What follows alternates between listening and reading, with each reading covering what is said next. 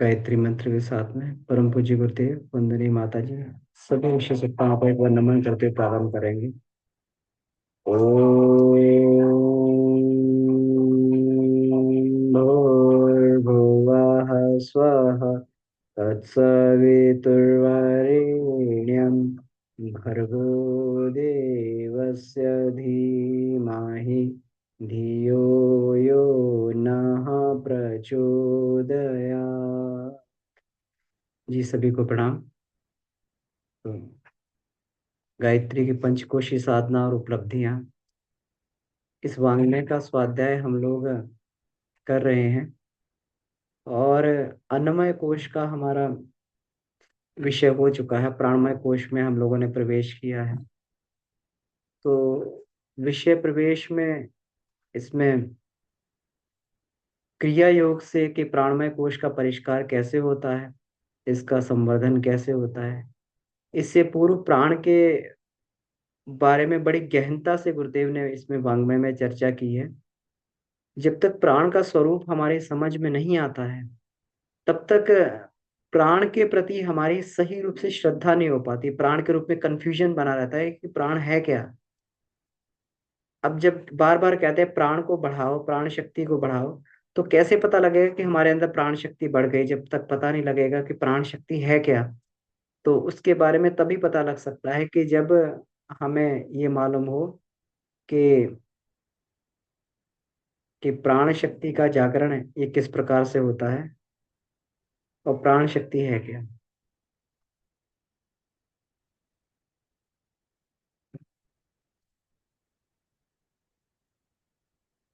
तो इसके बारे में गुरुदेव ने बड़ी ही विशद व्याख्या की है। आइए हम लोग उसको देखते हैं। तो गुरुदेव किसी चैप्टर से जो है मैंने स्लाइड्स को तैयार किया है, उसी पीपीटी को हम लोग थोड़ा सा देखें और कि गुरुदेव के शब्दों में ये क्या है।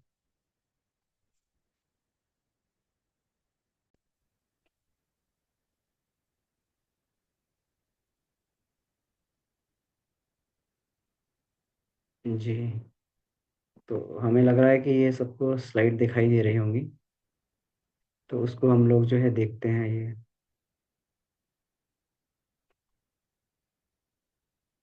ठीक है।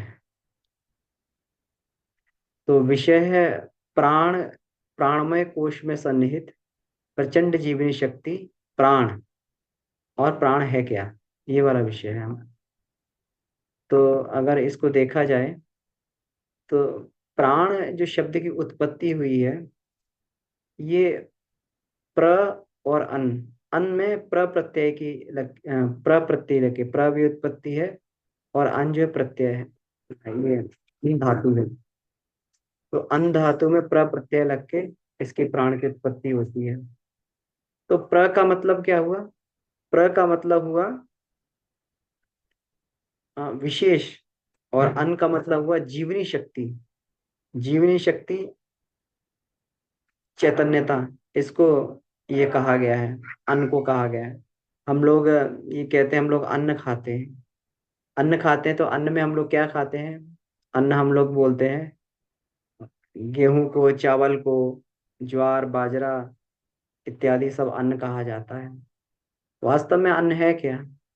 तो अन्न जिसको बोलना चाहिए, अन्न जो है सामर्थ्य है, जीवनी शक्ति है। तो जो पदार्थ के रूप में भी हम उसे ग्रहण कर रहे हैं, तो अन्न का ही ठोस, वो प्राण का ही ठोस रूप है। कहीं ना कहीं वो पहुंच के हमारे अंदर जीवन का संचार करता है। व्यक्ति को भोजन ना मिले तो बिल्कुल उसकी जीवनी शक्ति जो है, उसकी जीवनी शक्ति बड़ी कमजोर पड़ जाती है। भोजन ना मिले तो बिल्कुल एकदम लुंज पुंज हो जाता है। भोजन मिलता तो प्राण बल बढ़ता है, प्राण शक्ति बढ़ती है, उसकी उसके अंदर ऊर्जा आती है, एनर्जी मिलती है। तो इसमें डॉक्टर्स भी बार बार कहते हैं कि भोजन जो उचित मात्रा में लें, संतुलित भोजन लें, किस लिए? कि एनर्जी बनी रहे शरीर में। तो वो इसी उसलिए बोला जाता है क्योंकि वो अन्न जो हम ग्रहण कर रहे हैं वास्तव में प्राण ही है। और हमारा शरीर जो है उसको प्रति प्रसवन करके, उसको तोड़कर, और इतना बारीक उसको तोड़ देता है कि बाद में वो प्राण शक्ति ही रह जाता है। कहते हैं ना कि ये कहा गया है कि अ, पदार्थ को अगर तोड़ते चले आए तो उसके मूल में ऊर्जा रह जाता है। तो यही, इसी से हमें भोजन से ऊर्जा मिलती है कि मूल में केवल और केवल उसके प्राण ऊर्जा ही रह जाता है। और पुराण ऊर्जा हमें मिल जाती है, और जो वेस्टेज होता है, वेस्टेज जो है उसको मल के द्वारा बाहर कर देते हैं। तो यही है। और अन्न धातु क्या है? जीवनी शक्ति है, चेतना है, चेतना, चेतनावाचक है।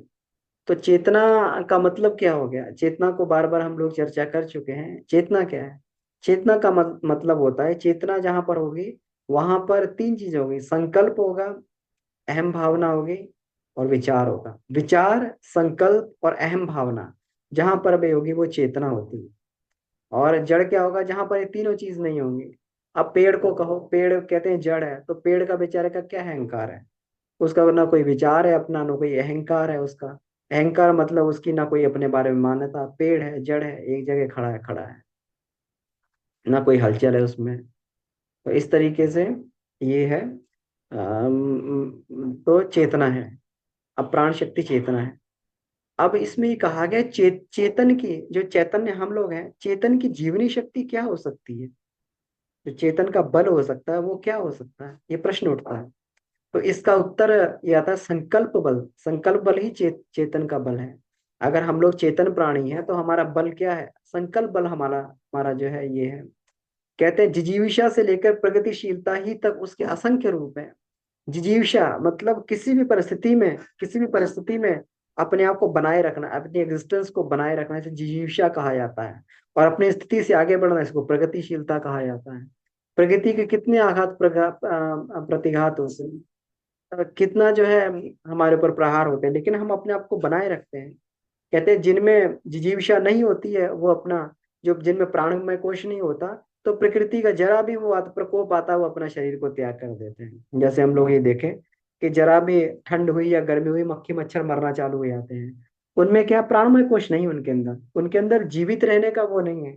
तो इसीलिए हम लोग देखते हैं कि जो है गर्मी होने लगती है तो ये मक्खी और मच्छर खूब पैदा होने लगते हैं जब मौसम उनके अनुकूल होता है। लेकिन नहीं होता है, अगर प्रतिकूल आता है तो मरने लगते हैं, सारे के सारे मच्छर और मक्खियां मरने लगते हैं, धीरे धीरे उनकी संख्या बिल्कुल कम। सर्दियों में देखने को भी मक्खी और मच्छर नहीं मिलते हैं। क्या हुआ? कि वो जो है उनका प्राणमय कोश नहीं था उनके अंदर, एक जिजीविषा नहीं थी कि हमें किसी भी स्थिति में अपनी एग्जिस्टेंस को बनाए रखना है।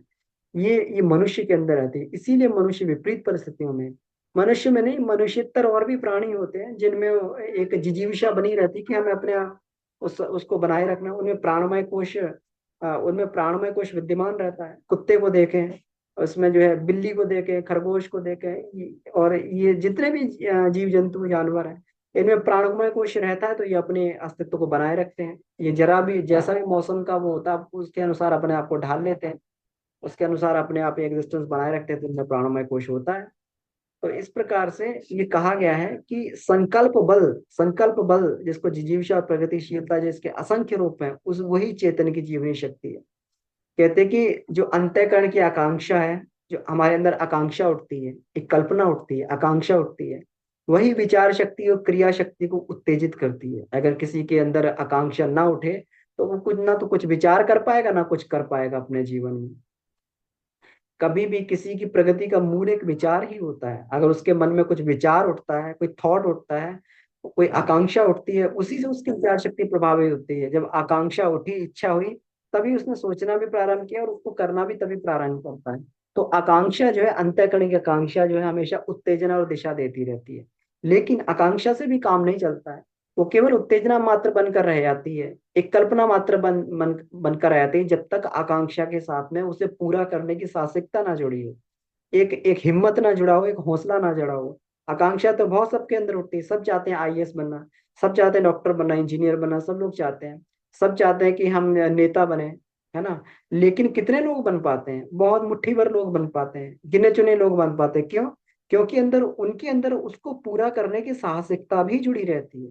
उनके अंदर पूरा करने की साहसिकता भी जुड़ी रहती है। कहते हैं कि एक छोटा सा बालक था, छोटा सा बालक है, वो जो है पत्थर पे खड़े होके, चट्टानों पे खड़े होके जोर जोर से कहा करता था, मैं अमेरिका का राष्ट्रपति बनूंगा, मैं अमेरिका का राष्ट्रपति बनूंगा। और ऐसा नहीं था केवल कहता था, उसके अंदर आकांक्षा थी। वो कहता था कि इसके लिए मुझे पढ़ना है। तो पढ़ने के लिए उसके घर में सामर्थ्य नहीं थी। तो सामर्थ्य नहीं थी तो जो अंगीठी जला करती थी उसमें कोयला बचता था, कोयले से लिखा करता था, लिख लिख के जमीन पे लिख लिख के पढ़ा करता था। कोयले की जो अंगीठी जलती थी, अंगीठी में जो रोशनी होती थी उस रोशनी में पढ़ा करता था। उसके अंदर इतनी साहसिकता थी कि मुझे अमेरिका का राष्ट्रपति बनना है।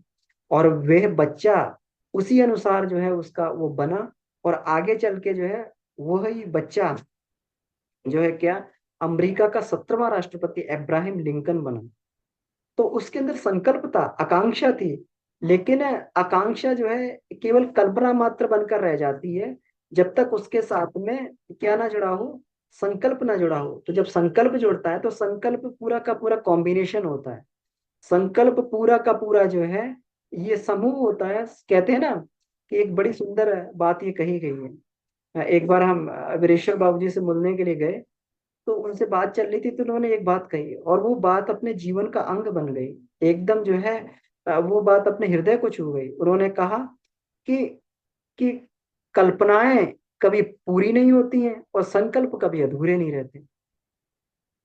तब तो ये बात समझ में नहीं आई थी, लेकिन जब इसको चैप्टर को पढ़ा गया तब पता लगा कि कल्पना केवल आकांक्षा मात्र है, वो पूरी नहीं हो सकती। कामना केवल आकांक्षा मात्र है, वो पूरा नहीं हो सकती। वो कामना पूर्ति नहीं हो सकती जब तक उसमें साहस ना जुड़े उसको पूरा करने का। संकल्प कभी अधूरे नहीं रहते। तो संकल्प कभी अधूरे नहीं रहते, इसका मतलब ये है जहाँ पे आकांक्षा भी है, जहां पर उसका निष्कर्ष भी है कि इसका परिणाम क्या होगा, जो हम करने के लिए जा रहे हैं इस आकांक्षा का परिणाम क्या होगा। और इसके लिए एक योजना हमारे पास में होती है, कि एक पूरा का पूरा प्लान हमारे पास में होता है, और उसको पूरा करने का साहस होता है। साहस जुड़ा हुआ होता है कि कुछ भी हो हम किसी भी परिस्थिति में ये पूरा करेंगे। हम लोगों ने हम लोग कामना तो बहुत करते थे, अपने मन में भी बहुत कामनाएं उठती थी कि सुबह जो है नियमित रूप से उठकर जो है सही समय पे बैठ के साधना करें, सही समय पे जप करें, ध्यान करें, सही समय पे नाद योग करें, सही समय पर जो है ये करें जो है ज्योति अवतरण की साधना करें। कामना मात्र थी, कई सालों से, आज से नहीं कई सालों से कामना थी। कितने साल बीत गए, कई सालों से, दसियों साल बीत गए कि ऐसा ऐसा होना चाहिए। लेकिन जिस दिन ये संकल्प का रूप बना उस दिन होने लगा। तो कामना बिल्कुल सही है, कामना जो है पूरी नहीं होती, संकल्प अधूरे नहीं रहते। जिस दिन से संकल्प हुआ उस दिन से बिल्कुल एकदम सही समय पे हम लोग जब भी करते हैं, सही समय पे यज्ञ कर रहे हैं, सही समय पे हम लोग ये कर रहे हैं, ज्योति अवतरण साधना करते हैं, सही समय पर स्वाध्याय करते हैं, सही समय पर हम लोग नाद योग साधना करते हैं, सब बिल्कुल सही समय पे चल रहा है। क्यों? क्योंकि उसके साथ एक प्लान जुड़ा हुआ है, उसके साथ एक एक जो साहसिकता जुड़ी कि किसी भी परिस्थिति में हमें अपने संकल्प को पूरा करना ही करना है। और इसी में दैवी संकल्प और साथ में जुड़ जाता है, इसी में दैवी सहयोग और साथ में जुड़ जाता है। इसी को संकल्प कहा जाता है। और संकल्प ही मनुष्य का वास्तविक बल होता है। अगर ये कहें तो वास्तविक बल उसका शारीरिक बल नहीं है, वास्तविक बल उसका धन का बल नहीं है, वास्तविक बल जो है उसका जो है सांसारिक बल नहीं है। वास्तविक बल तो संकल्प का बल होता है, इसी को ब्रह्म बल कहा जाता है, इसी को प्राण कहा जाता है। इसी यही वास्तविक बल होता है। और परिस्थितियां परिस्थितियां जो होती हैं इसी संकल्प भरी मनस्थिति के आधार पर खिंचती चली आती हैं।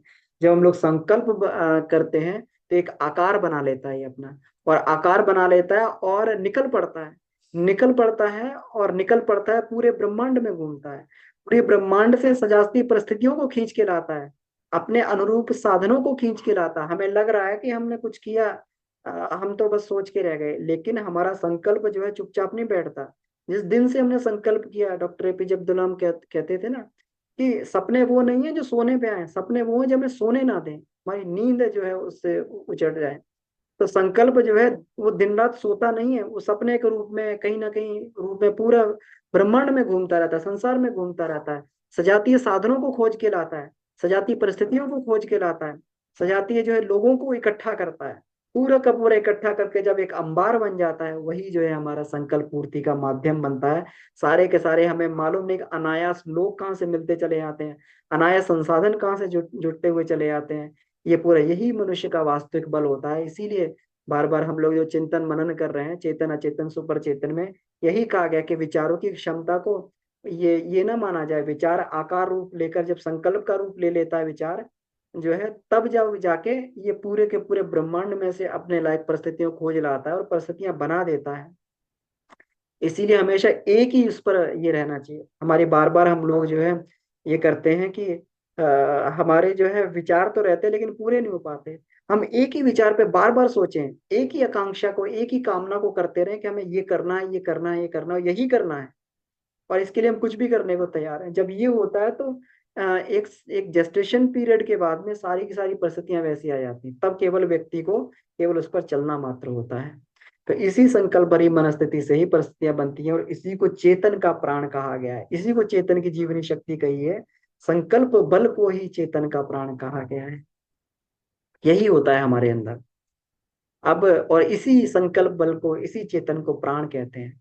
तो प्राण, अब जब यही हमारा बल है तो प्राण की ही उपासना की जाए। स्वामी विवेकानंद कहते हैं प्राण की उपासना करो, प्राण की उपासना करो, बल की उपासना करो, बल की साधना करो। तो बल की साधना, बल की उपासना किया भी करते थे। 2 घंटे प्रतिदिन बैठ के जो अपने बल का संवर्धन करते थे, अपना ब्रह्म बल बढ़ाया करते थे, आत्मबल बढ़ाया करते थे। 2 घंटे प्रतिदिन बैठ के ध्यान किया करते थे। ध्यान में जो है उनका अलग तरीके से उनका जो है एक बल का संचार होता था। वो शेर की तरीके से गर्जा करते थे फिर बाद में। और उनकी गरज से जो है अपनी गरज से ही उनका जो है पूरे के पूरे उन्होंने विश्व को हिला दिया। तो अब जो उन्होंने कहा था जब शिकागो में अपना भाषण शुरू किया था, sisters and brothers of America, तो ऐसा नहीं था। उनका उनका उसमें व्यक्तिगत बल जुड़ा हुआ था साथ में। रामकृष्ण परमहंस की कृपा तो थी, उनके गुरु की कृपा थी, लेकिन उनके व्यक्तिगत व्यक्तिगत पुण्य और प्रयास उनके साथ में जुड़े हुए थे। जब तक ये हुआ नहीं तब तक कितनी रातों तक स्वामी विवेकानंद सोए नहीं। उनके मन में यही टीस रहती थी, मैं कैसे करूं, कैसे करूं। कुछ भी, सब कुछ जो है आज हम लोग चर्चा कर रहे थे, सब कुछ छोड़ दिया, अपना परिवार छोड़ दिया, नौकरी नौकरी जो है वो करना चाहते, सब कुछ छोड़ दिया, सब कुछ जो है अपना इसी के लिए अर्पित कर दिया। तब जाके वो उसने महान बन पाए, उतना ये बन पाए। तो प्राण की उपासना के लिए, बल की उपासना के लिए उन्होंने बोला कि प्राण की उपासना करो। प्रश्नोपनिषद में प्राण की व्याख्या ही संकल्प रूप में की गई, जिसको हम संकल्प की अभी चर्चा कर रहे थे। तो प्रश्नोपनिषद में कहा गया, यच्चित्तस्ते नैष प्राण मायाति प्राणस्तेजसा युक्त महात्मना यथा संकल्पितम लोकम नयति। प्रश्नोपनिषद कहता है कि आत्मा का जैसा संकल्प होता है वैसा ही स्वरूप इस प्राण का बन जाता है। यह प्राण ही जीव के संकल्पनानुसार उसे विभिन्न योनियां प्राप्त कराता है। जैसा हमारा प्राण होगा, हमारा प्राण सतोगुणी होगा तो वैसी दिशा में ले जाएगा। अभी आगे भी आएगा, इसमें हम देखेंगे। प्राण अगर निकृष्ट स्तर का होगा तो निकृष्ट योनियों में ले जाएगा, उच्च स्तरीय होगा तो उच्च योनियों में ले जाएगा, जैसा हमारा प्राण होगा। इसीलिए प्राण के 3 वर्ण जो बताए गए हैं, सत्य, रज और तम, ये 3 वर्ण हैं और 3 भाग हैं। विचार, संकल्प, हाँ, विचार, संकल्प और अहम भाव, ये 3 इसके जो है वर्ग हैं। और 3 ही इसके वर्ण है। तो वर्ण कौन सा? तरज तम। ये तीनों तरीके का प्राण हो सकता है। जैसा प्राण जिसके अंदर होगा, तमोगुणी होगा तो आलस्य प्रमाद में ले जाएगा, रजोगुणी होगा तो सांसारिक प्रगति की ओर ले जाएगा, सतोगुणी होगा आध्यात्मिक प्रगति की ओर ले जाएगा। तो इसीलिए उसी प्रकार के प्राण तत्व की उपासना करने के लिए बोला है कि हम उसी प्रकार का प्राण तत्व बढ़ाएं। गायत्री की उपासना की जाती है तो सतोगुणी प्राण ही हमारे अंदर बढ़ता है। कहते हैं ना कि वह ब्रह्म जो है सत और रज को तो स्पर्श करता है, तम से सर्वथा दूर रहता है। तो सत और रज जब हम अपने अंदर बढ़ाते हैं, सत का मतलब सद्गुण, सद्गुण जब अपने अंदर बढ़ाते हैं तो परमात्मा में स्पर्श करने लगता है, परमात्मा हमसे घुलने मिलने लगता है। और जैसे ही रजोगुण, आलस्य, प्रमाद और ये जो है दुष्प्रवृत्ति हमारे अंदर बढ़ती, परमात्मा हमसे दूर चला जाता है। तो ये जो है, यही इसको कहते हैं कि आत्मा का जैसा संकल्प होगा उसी प्रकार से जीव अपना जो है रूप धारण कर लेता है। अब आत्मा का जैसा संकल्प, इसीलिए ये प्राण ही आत्मा को बार बार बाध्य करता है। और जब प्राण ही चाहे कि मुझे मुक्त होना है तो ये जीतवा मुक्त हो जाती है। कहते हैं कि जो है विज्ञान ये कहता है कि 3 महीने की आयु तक, 3 महीने की आयु तक जो है जब भ्रूण गर्भ में रहता है तो ना उसके नर का पता लगता है, ना नारी लिंग का पता लगता है, ना नर का पता ना मादा का पता, ये कौन सा लिंग पता नहीं लगता। 3 महीने के बाद में उसका डिटेक्शन होता है। तो गुरुदेव कहते हैं और हमारा अध्यात्म बोलता है कि 3 महीने के जो है बाद में जीवात्मा उसमें प्रवेश करती है। तभी जो 3 महीने के बाद में सारा का सारा संस्कार करवाने के लिए, उस पुंसवन संस्कार करवाने के लिए बोला जाता है कि जीवात्मा प्रवेश करने का मतलब आत्मा तो पहले से ही, उसमें ऊर्जा तो पहले से ही है, लेकिन उसका जीव भाव जो है, जो उसके संस्कार जागृत होते हैं 3 महीने पर ही जागृत होते हैं। जब उसका सबकॉन्शियस माइंड, अचेतन में वो संस्कार जागृत होते हैं तो अपने संस्कारों के अनुसार फिर संकल्प करता है कि मुझे नर बनना है, नारी बनना है। नर और नारी का अपना पूरा का पूरा संकल्प जो है जीवात्मा का ही होता है। उसी के ऊपर निर्भर करता है कि मुझे मुझे उसमें नर योनि में जाना, नारी योनि में जाना है, जैसा उसका संस्कार हो। किसी को नर बनना पसंद है तो वो जो है नर योनि में चला जाता है, किसी को मादा बनना पसंद है तो मादा योनि में चली जाती है जीवात्मा। और गुरुदेव ने कहा है कि लगभग इसी तरीके से ये चलती जीवा कि जो नर नर योनि में होते हैं वो आत्मा बार बार नर की तरीके से पैदा होना चाहती हैं, जो मादा मादा योनि में होते हैं बार बार मादा योनि में होना चाहती हैं। लेकिन कभी कभी देखा जाता है कि नर योनि में भी रह के लोगों के जो है गुण मादा रहते हैं, और कभी कभी ना नर का रूप रहता है ना मादा का, तो जो आत्मा कंफ्यूज रहती है तो उसका जो है वो ना नर बन पाती है ना मादा बन पाती है, उसका इसी तरीके से रहता है। उसका जो है उसको जो है ये कहते हैं। तो इस तरीके से जो है ये आत्मा का खुद का ही संकल्प होता है कि उसको कैसे बनना, और ये प्राण ही उसको बाध्य करता है कैसा संकल्प करना है। तो जो हम चर्चा कर रहे थे, तो प्राण तो हर एक तरीके का है। इस विश्व ब्रह्मांड में दोनों तरीके का प्राण विद्यमान है। ये पूरी की पूरी सामर्थ्य जिससे बन रही है, वो पूरी पूरी विश्व की सामर्थ्य जो है ये उसी के कारण, एक कण कण में जो सत्ता काम करे प्राण ही, प्राण के कारण ही, प्राण ही है जो जड़ और चेतन दोनों को प्रभावित करती है। मतलब जड़ को भी वृद्धि के लिए आगे बढ़ने के लिए, और उसको वो करती है उपदेश देती है, और जड़ को जड़त्व रखने का काम भी प्राण का ही होता है।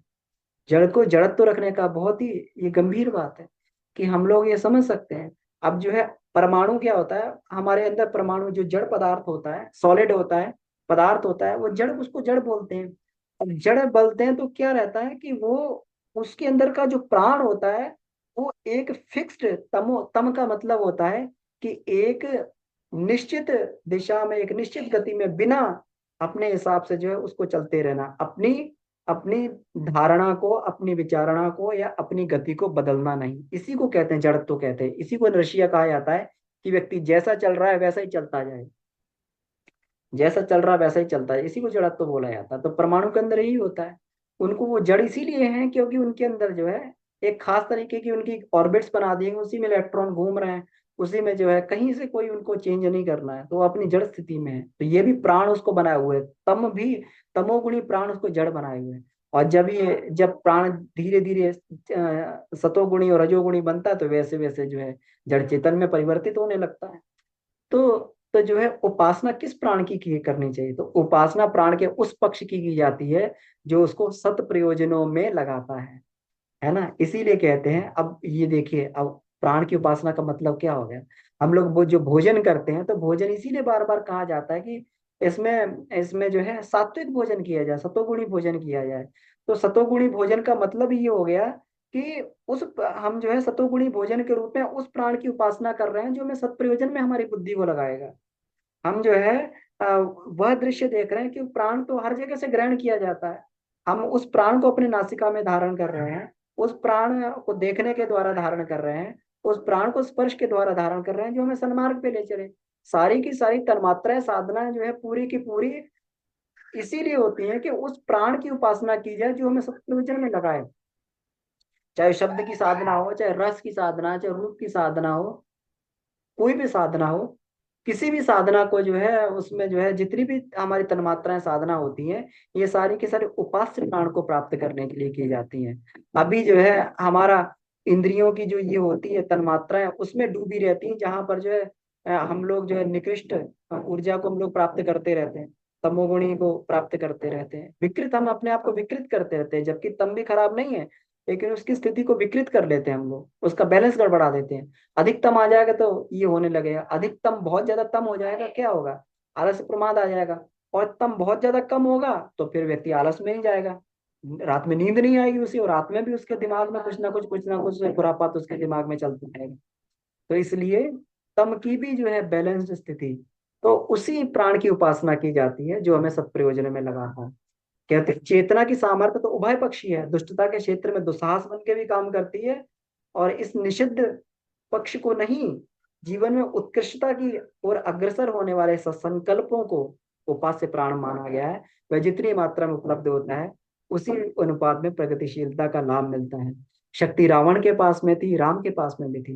राम के भी उपासक थे, भगवान शिव जो है राम के भी आराध्य थे और रावण के भी आराध्य थे, दोनों ही लोग शिव की पूजा करते थे, और शिव में तो सब कुछ है।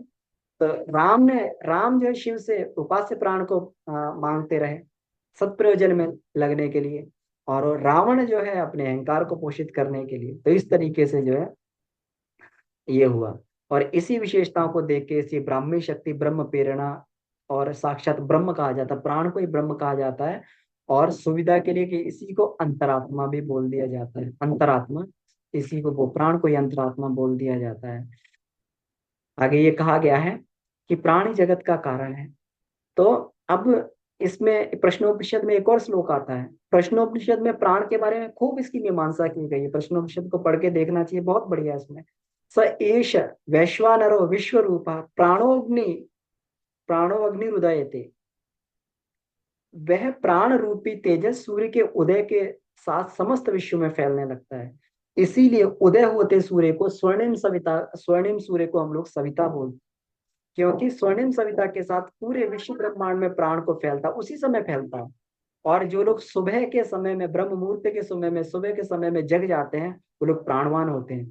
तो उनके आधे रोग अपने आप ठीक हो जाते हैं, जो उगते हुए सूर्य को देखते हैं। और जो उगते हुए सूर्य के बाद जो है सो के उठते हैं, जब सूर्य पूरा एकदम आसमान पे होते हैं, तो उस समय वो लाभ नहीं मिल पाता जो सुबह स्वर्णिम सविता के समय में सोने की तरीके से। कहते हैं ना कि व्यक्ति जो है जब बीमार पड़ता है तो स्वर्ण भस्म दी जाती है खाने के लिए। बहुत सारे जो ये बनाए जाते हैं, औषधियां बनाई तो स्वर्ण भस्म पड़ी होती है। क्यों? बहुत महंगी भी होती है और बहुत शरीर को शक्ति भी देती है, बल भी देती है। लेकिन अगर कोई व्यक्ति अगर सुबह प्रातः काल स्वर्णिम सूर्य के उसमें उठकर ध्यान करता है, स्वर्णिम सविता का ध्यान करता है, तो सोने की भस्म खाने की जरूरत नहीं पड़ती है, क्योंकि इतना सोना जो है अपने आप उसको विश्व ब्रह्मांड में से प्राप्त हो जाता है। तो सुबह सुबह जो है, इसलिए बहुत महत्वपूर्ण श्लोक कहा गया कि प्राण रूपी तेजस सूर्य के उदय के साथ में समस्त विश्व में फैलने लगता है।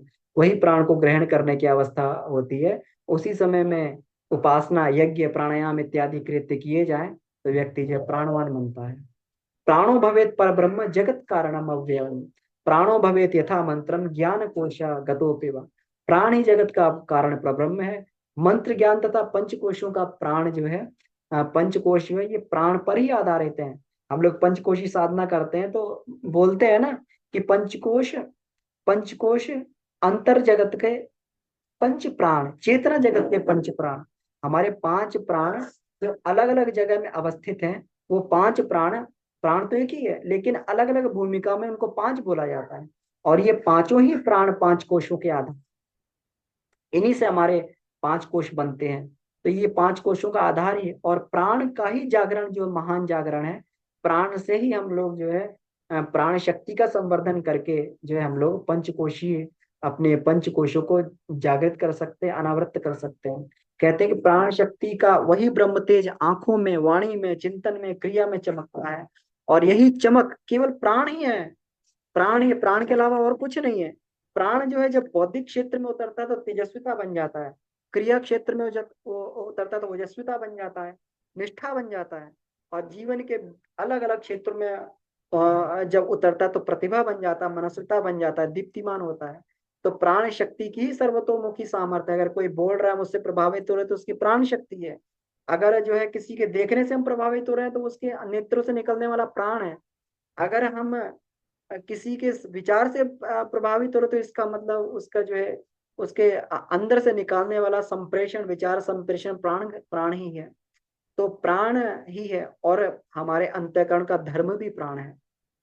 सांख्यकार ने कहा कि प्राण तत्व नहीं है, अंतःकरण का धर्म है, जिसके अनुसार हमारा अंतःकरण, अंतःकरण का धर्म का मतलब क्या हो गया कि जो अंतःकरण जो है जिसके अनुसार काम करता है, जिस आचार संहिता के अनुसार काम करता है, उसका धर्म जो है प्राण ही है।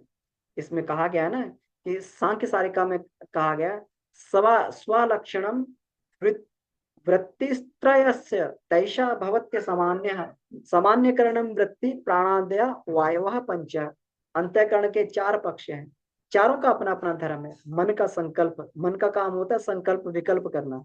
बुद्धि का काम होता है विवेक। चित्त का होता है धारणा। और अहंकार का होता है विमान।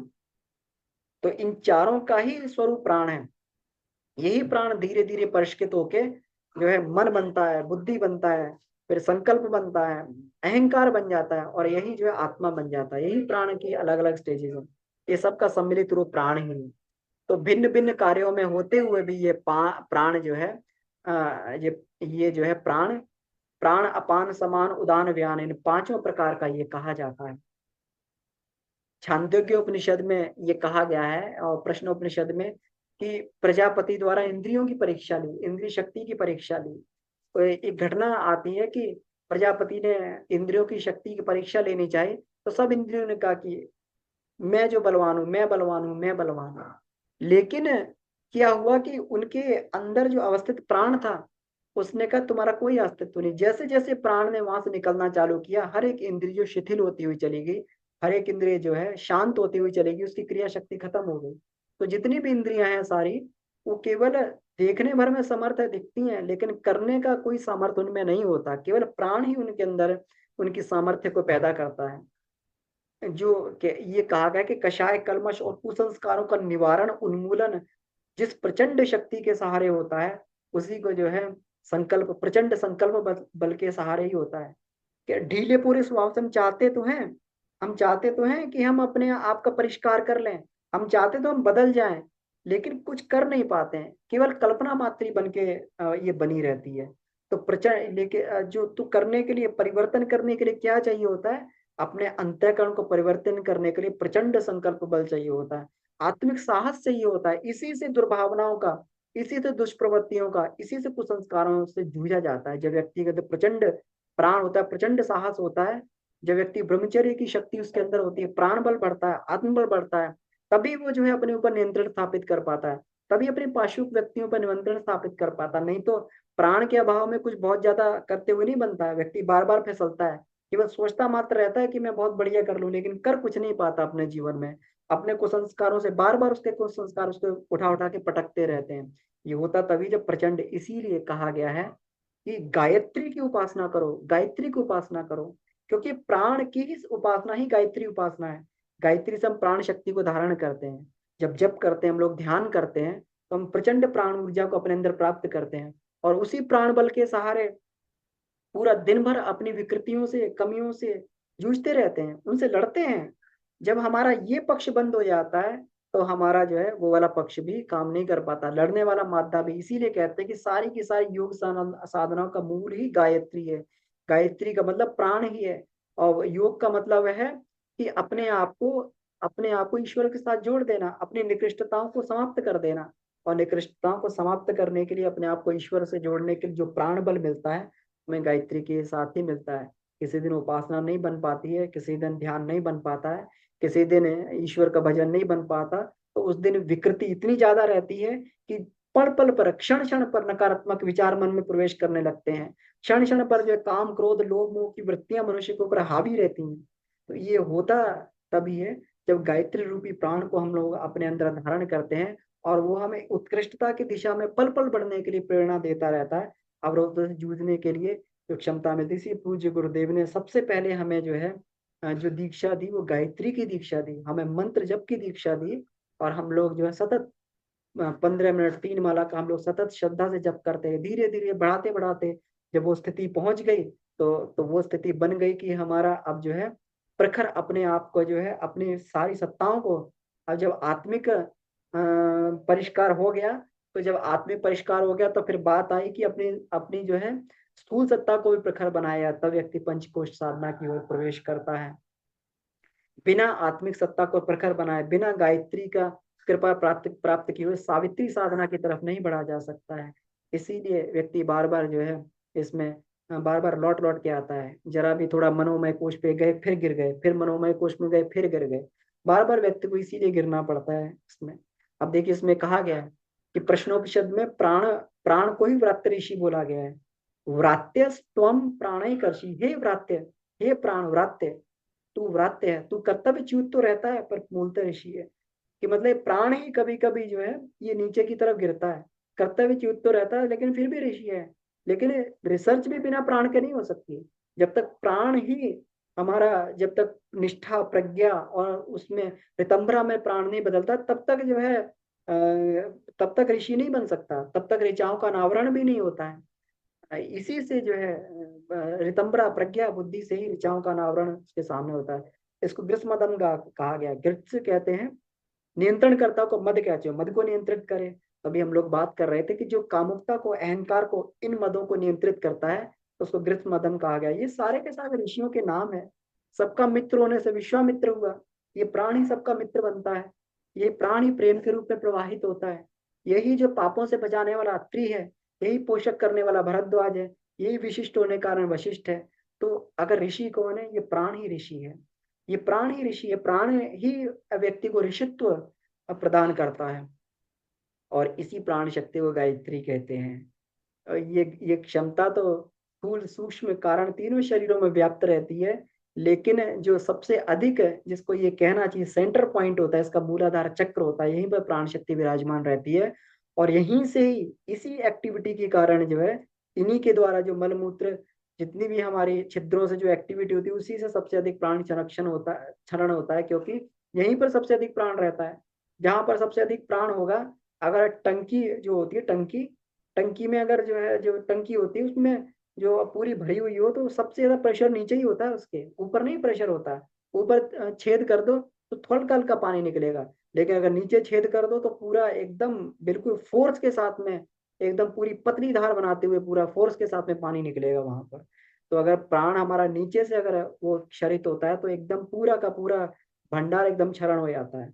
इसीलिए व्यक्ति जब काम और उसमें काम वासना का सेवन करता है, उसका पूरे का पूरा प्राण जो उसका वहीं से निचुड़ जाता है, आदमी निचोड़ देता है अपने आप को, पूरा खत्म कर देता है, समाप्त कर देता है। और इसी प्राण को यहीं से मूलाधार से ले जाकर कुंडली साधना के माध्यम से उसको सहस्त्रार तक ले जाया जाता है। जब वो सहस्त्रार तक जाता है, तो एक एक चक्र पार करते हुए असंख्य क्षमताएं उसके अंदर बढ़ने लगती हैं, असंख्य उसको बुद्धि, असंख्य उसको विद्याएं प्रतिभाएं उसके अंदर जागृत होने लगती हैं। तो मूलाधार चक्र का ही दरवाजा खटखटाना पड़ता है, क्योंकि ध्यान भी करते हैं, तो ध्यान करते करते जब सहस्त्रार से प्राण अंदर प्रवेश करता है नॉर्थ पोल से, तो साउथ पोल में जमा होता है। जब ध्यान करते हैं तो अपने अंदर अपने आप मूलाधार चक्र में स्फुरण होता रहता है। मूलाधार चक्र में एक एक अंदर स्पंदन सा होता रहता है। क्यों? क्योंकि प्राण वहां पर विद्यमान रहता है, प्राण वहां पर इकट्ठा होता रहता है। इसी प्राण शक्ति के वर्धन के लिए मूलाधार चक्र को दरवाजा खटखटाना पड़ता है, उसका फाटक को खोलना है, तोड़ना पड़ता है। इसी को कुंडलिनी जागरण कहते हैं, कि सोए हुए प्राण को झकझोर के जगाया जाए। लेकिन ये सोए प्राण जब ये जागता है, तो ये साधक को हिला देता है बिल्कुल एकदम, साधक के अंदर की विकृतियों को, खामियों को खा जाता है बिल्कुल एकदम जो है। तो उस समय साधक को आवश्यकता रहती, गुरु की आवश्यकता उस समय रहती, कि साधक विचलित न हो जाए अपनी स्थिति से। तो ये भी जो है कहते हैं कि प्राण को जमा करना, प्राण का वो करना एकदम बिल्कुल शेर को पालने जैसा होता है। जैसे शेर को कोई व्यक्ति पाल लेता है, और जैसे होता नहीं है, रिंग मास्टर होता है, तो रिंग मास्टर क्या करता है, शेर को पालता है और उसको कर्तव्य दिखा के खूब पैसा भी कमाता है ना। तो प्राण को भी, लेकिन उसको उसमें उसकी जान का जोखिम भी होता है, हो सकता है कि अगर शेर उसमें प्रबल हो जाए तो खा भी जाए। इसी तरीके से जागा हुआ प्राण साधक को खा भी जाता है, खा जाएगा, बिल्कुल खा जाएगा, अगर प्राण इतनी तेजी से उसके अंदर प्रवाहित हो जाए। कहते हैं कि लोग जो है, कहते हैं कि हम जिससे साधना करने लगे हैं, जब से उपासना करने लगे, तब से हमारे अंदर काम वासना बहुत बढ़ गई है, क्रोध बहुत अधिक आने लगा है।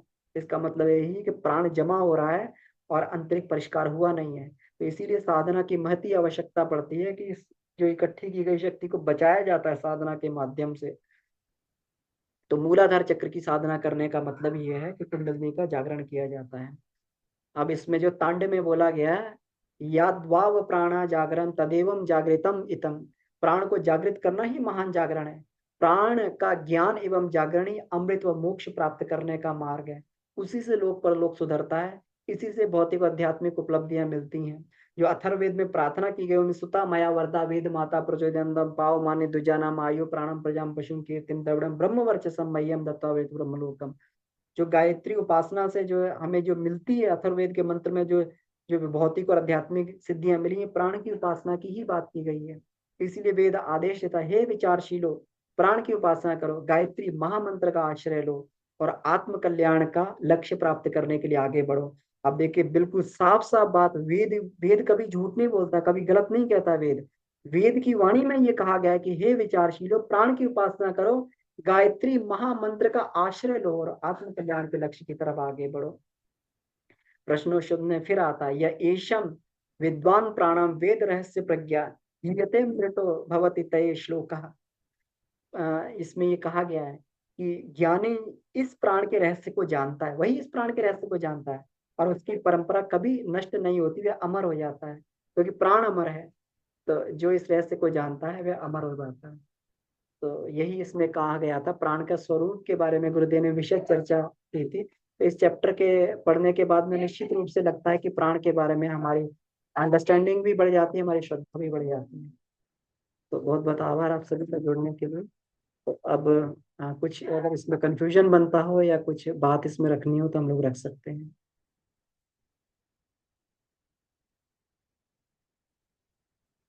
अपना कोई अनुभव, अपनी कोई बात, कोई कंफ्यूजन या कुछ भी, कुछ प्रश्न हो तो इसमें रखा जा सकता है जी।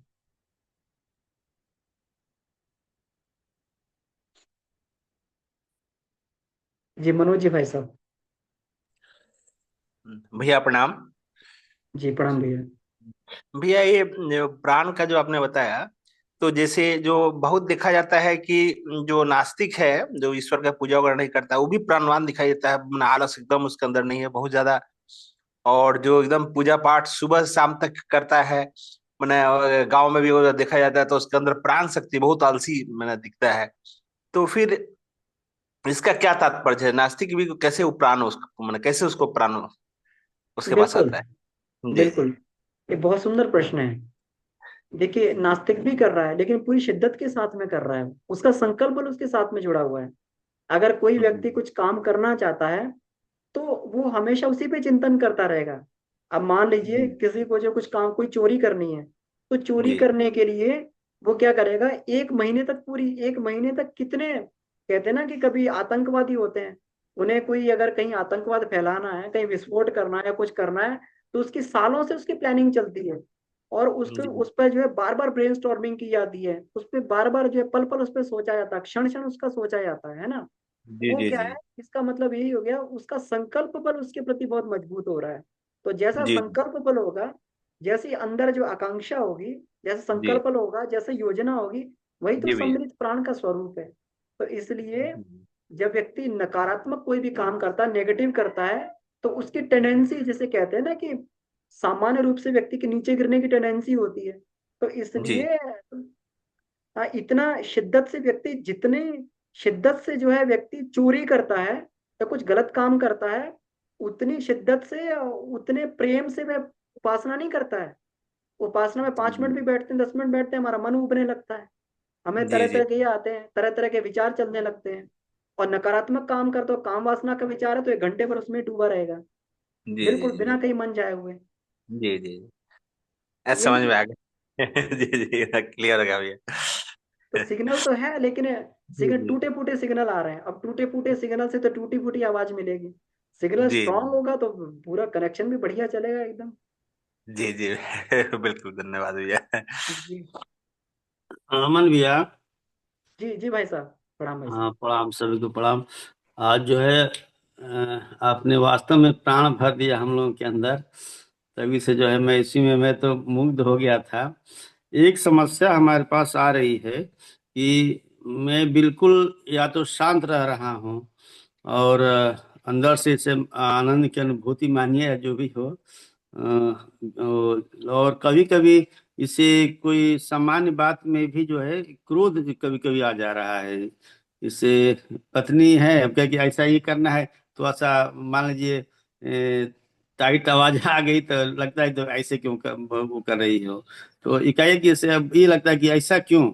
और वहाँ ऐसे लगता है कि मतलब उस विचार को मतलब कि दमन कर दो।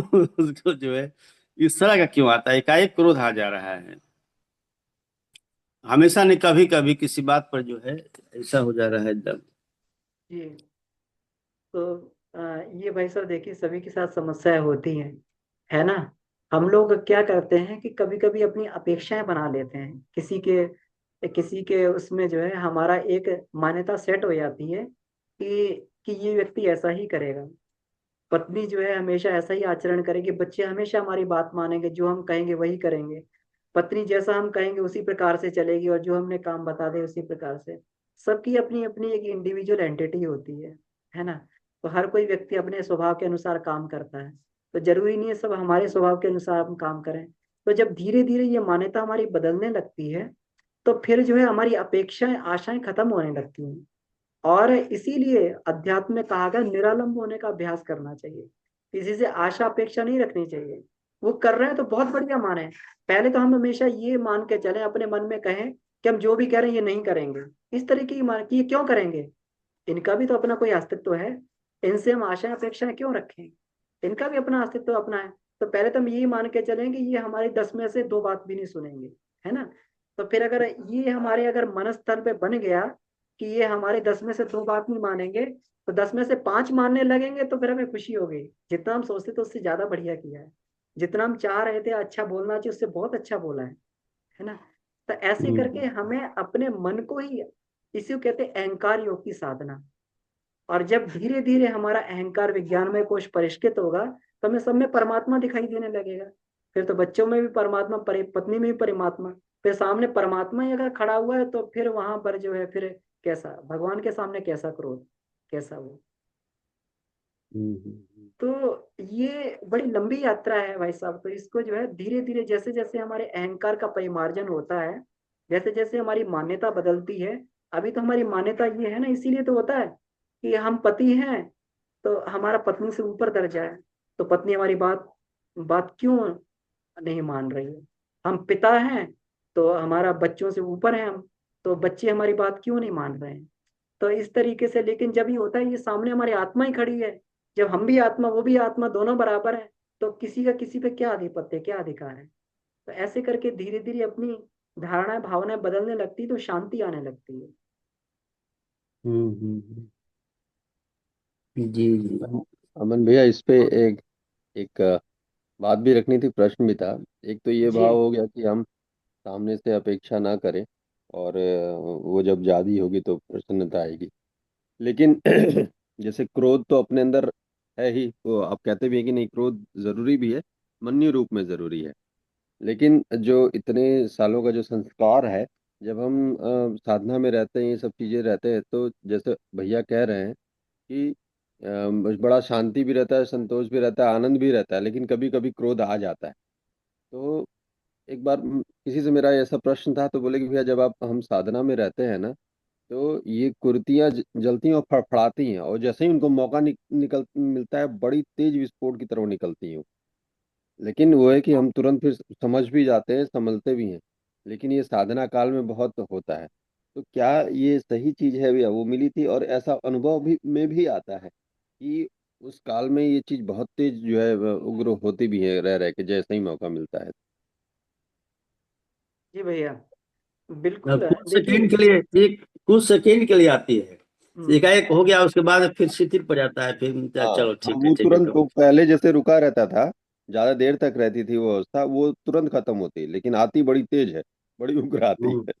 जी। हम्म। जी। तो इसमें देखिए साधना काल में क्यों ऐसा होता है। हम लोग साधना कर रहे हैं ना, तो साधना से प्राण ऊर्जा हमारे अंदर बड़ी तेजी से प्रवाहित हो रही है। तो जैसे कहते हैं ना कि प्राण ऊर्जा बड़ी तेजी से प्रवाहित हो रही है, तो जब प्राण ऊर्जा बढ़ने लगती है अंदर, तो फिर वो दोनों ही काम करेगा। फिर इसको दिशा देनी पड़ती है।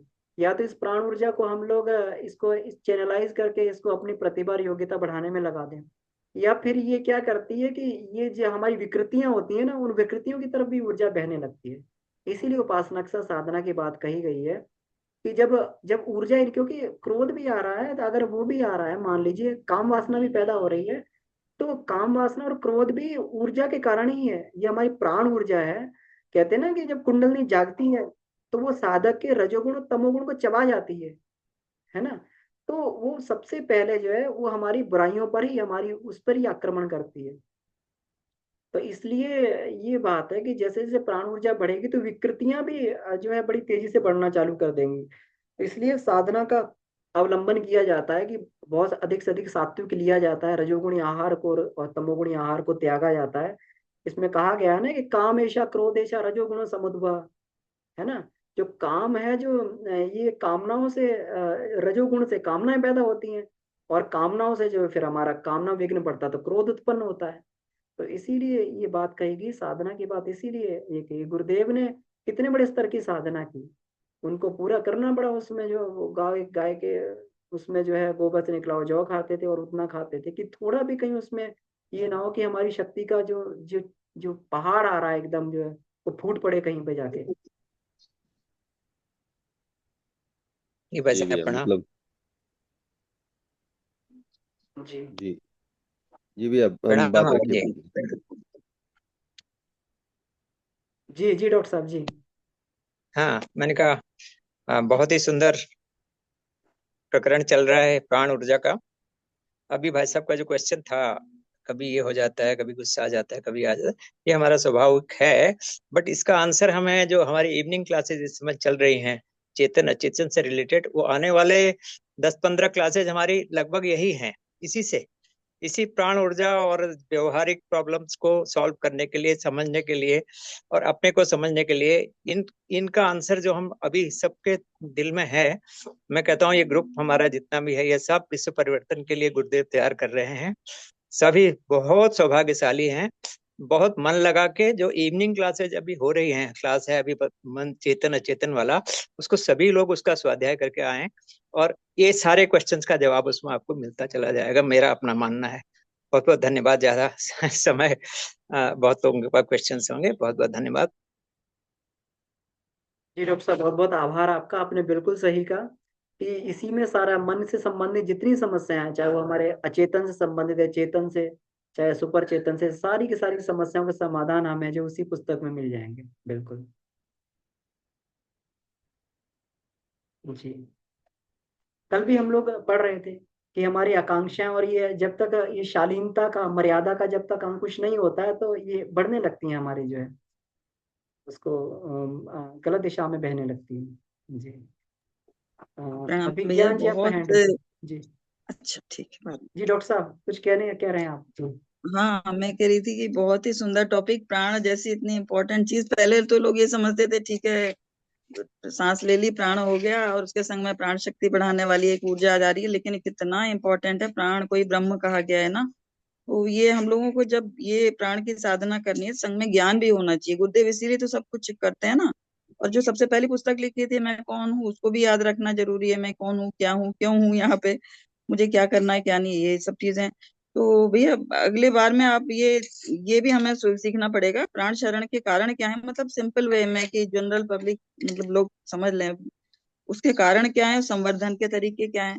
तो मूल आधार के लिए हम लोग क्या क्या कैसे कैसे और करेंगे, तो अगली बार आप कृपया बताएंगे हैं। बिल्कुल बहुत बिल्कुल। सारे अब प्रश्न हैं हमारे पर क्रिया ठीक। योग आएंगे डॉक्टर साहब इसमें आगे, कि जी हम जी इसको जी। जो है किस तरीके से संयमित करके इसको बढ़ाएं आगे चल के। हाँ, और उसके शरण के कारण क्या क्या हो सकते हैं, ये हाँ समाज ये यहाँ पे है कितने सारे ईएमआर है, ये भी बहुत। अब जो प्राणी की हीलिंग करते हैं वो ये सब चीजें बताते हैं कि क्यों इतना नुकसान हो रहा है प्राण का। हम ले भी रहे हैं लेकिन वो वेस्ट भी हो रहा है। तो क्या क्या लोग बिल्कुल इस समाज इसमें संसार में रह के क्या क्या कारण है, और फिर कैसे बिल्कुल। बढ़ाएंगे वो तो, है ना। हिसाब किताब सही रहे ऐसा करना पड़ेगा। जी जी जी। धन्यवाद। इसमें हाँ बिल्कुल हम लोग गुरुदेव के साहित्य के आधार पर भी करेंगे और अपने अनुभव के आधार पर भी चर्चा करेंगे। जी जी जी। हाँ, ये बहुत ही प्रैक्टिकल बिल्कुल चीजें आप बताएंगे आप जी। थैंक यू, बहुत ही बिल्कुल। अच्छा। हाँ नहीं नहीं, केवल मेरा नहीं, मेरा तो आपसे भी निवेदन है कि जो भी आपको प्रैक्टिकल अनुभव हो इसका, जितना भी जो आपने रिसर्च किया है, उसको जरूर रखें अपना इसमें साथ में। जी। जी, वो प्राणी हीलिंग वालों से कुछ गुरुदेव ने हम लोगों को रेकी प्राणी हीलिंग में कैसे क्या क्या करते हैं चक्रों को ठीक करने के लिए, वो टाइप की चीजें कुछ मुझे गुरुदेव ने सिखाई हैं।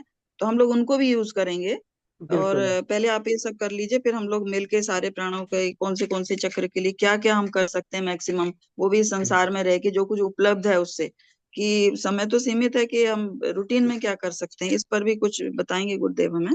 जी बिल्कुल प्रणाम, बिल्कुल। धन्यवाद। जी जी जी सुंदर जी, बहुत। धन्यवाद डॉक्टर साहब। बिल्कुल बिल्कुल। तो एक पूरी क्लास हम लोग इसके लिए प्लान कर लेंगे। जी। हाँ, पूरी मिलके करेंगे बिल्कुल क्योंकि बिल्कुल। पब्लिक को यही लोगों को हम सबको यही चाहिए ना प्रैक्टिकल। अब इतना समय तो है नहीं कि बैठ के साधना लोग करते हैं, मूलाधार चक्र की साधना ही सालों साल करते हैं, तो वो सब तो हो नहीं सकता। हम छोटी छोटी चीजें क्या करें ऐसे कि उससे ये सब जो भी शरण, अचीव करना जी चाहते शरण हैं। रुकेगी। जी बिल्कुल। धन्यवाद। बहुत ही जी सुंदर, धन्यवाद। बहुत सुंदर, जी साधुवाद। जी जी, धन्यवाद डॉक्टर साहब। हाँ हाँ। जी, रूना दीदी अपने आप को अनम्यूट कर लीजिए दीदी। ठीक, थैंक यू भैया। प्रणाम अमन भैया। दी हमको प्रणाम। कहना था कि ये जो आज का क्लास था ये तो बहुत प्रभावी रहा, लेकिन ये क्लास हमको बाद में इसका वीडियो मिल सकता है, क्योंकि इसको बेटी को दिखाना है मेरे को। जी ये दीदी। वीडियो आप लोड कर सकते हैं क्या ग्रुप में, हाँ ताकि दीदी, हम बिल्कुल इसको, लोड होता है। जैसे हम बाहर में हैं, अभी झाझा में हैं, तो देवघर जब जाएंगे तो बेटी को हमको इस वीडियो को दिखाना है, तो इसको थोड़ा डाउनलोड करके आप डाल दीजिए ना। हाँ नहीं, इसको ये हर बार करते हैं, जितने भी हमारी रविवार की कक्षाएं होती हैं, तो उसके बिल्कुल वीडियो अपलोड होते हैं। और ग्रुप में, आप आत्म उत्कर्ष वाले ग्रुप में हैं?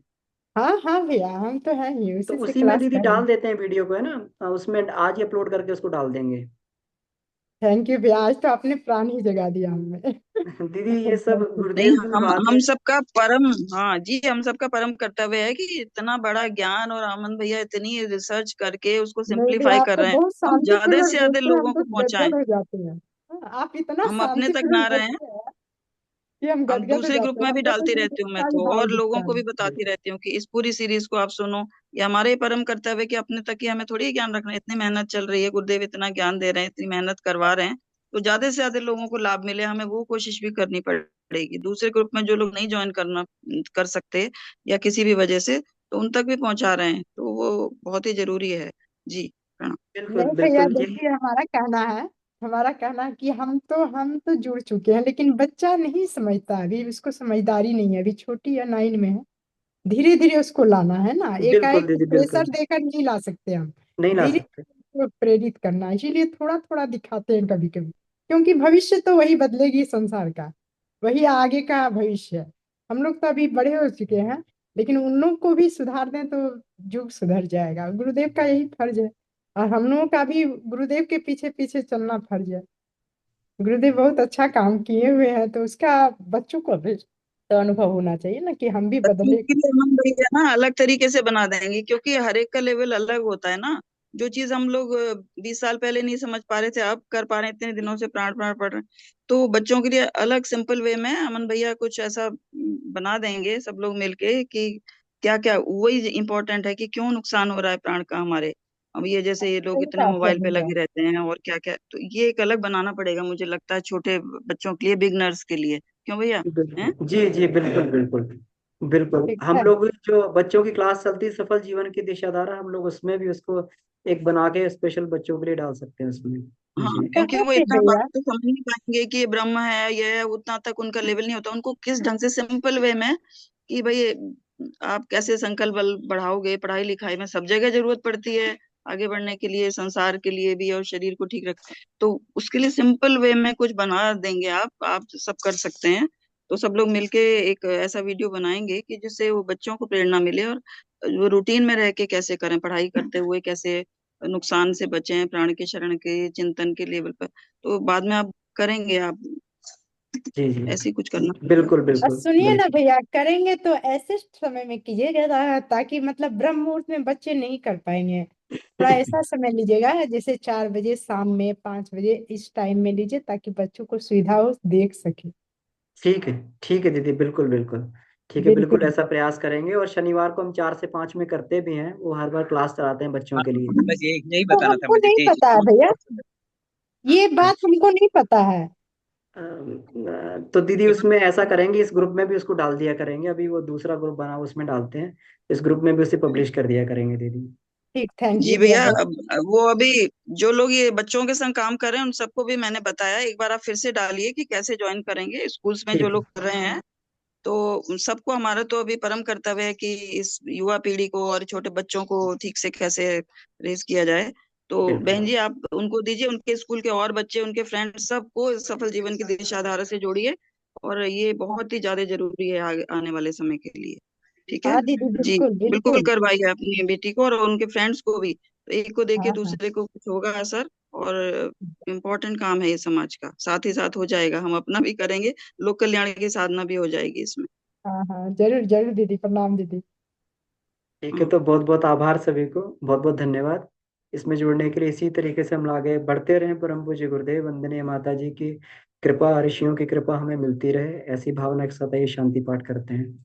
ओम